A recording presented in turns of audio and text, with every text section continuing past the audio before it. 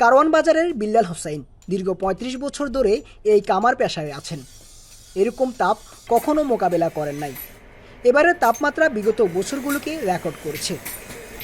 এই তীব্র গরমে কিভাবে কাজ করছেন এমন প্রশ্নে তিনি বলেন, কাজ করতে তো খারাপ লাগে, গরম না, কি করবো, আমাকে তো পেটে খিদা, আবার তাছাড়া আমাদের করতে করতে তো মনে করেন অভ্যাস হয়ে গেছে। এই আবার গরমে মনে করেন এখন মাথা ব্যথা করে, জ্বর ঠান্ডা বেশিরভাগই হয়ে থাকে।